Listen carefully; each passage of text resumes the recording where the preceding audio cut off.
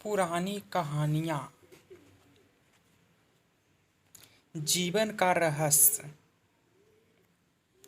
यह घटना उस समय की है जब मानव का जन्म नहीं हुआ था।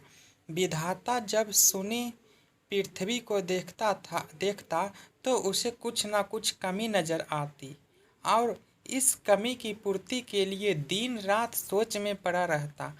आखिर विधाता ने चंद्रमा की मुस्कान, गुलाब की सुगंध, अमृत की माधुरी, जल की शीतलता, अग्नि की तपिश, पृथ्वी की कठोरता से मिट्टी का एक पुतला बनाकर उसमें प्राण फूंक दिए। मिट्टी के पुतले में प्राण का संचार होते ही सब और चहचहाहट व रौनक हो गई और घरौंदे महकने लगे। देवदूतों ने विधाता की इस अद्भुत रचना को देखा तो आश्चर्यचकित रह गए और विधाता से बोले, यह क्या है? विधाता ने कहा, यह जीवन की सर्वश्रेष्ठ कृति मानव है। अब इसी से जीवन चलेगा और वक्त आगे बढ़ेगा। विधाता की बात पूरी भी ना हो पाई थी कि एक देवदूत बीच में बोल पड़ा,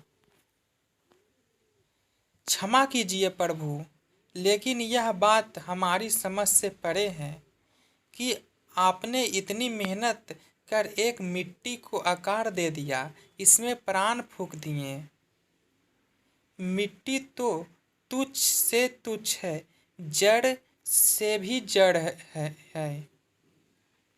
मिट्टी की बजाय अगर आप सोने अथवा चांदी के आकार में यह सब करते तो ज़्यादा अच्छा रहता। देवदूतों की बात पर विधाता मुस्कुरा कर बोले, यही तो जीवन का रहस्य है। मिट्टी के शरीर में मैंने संसार का सारा सुख, सौंदर्य, सारा वैभव उड़ेल दिया है। जड़ में आनंद का चैतन्य फूंक दिया है। इसका जैसे चाहे उपयोग करो। जो मानव मिट्टी के इस शरीर को महत्व देगा वह मिट्टी की जड़ता भोगेगा। जो इससे ऊपर उठेगा उसे आनंद के परत दर परत मिलेंगे। लेकिन ये सब मिट्टी के घरौंदे की एक क्षणिक है।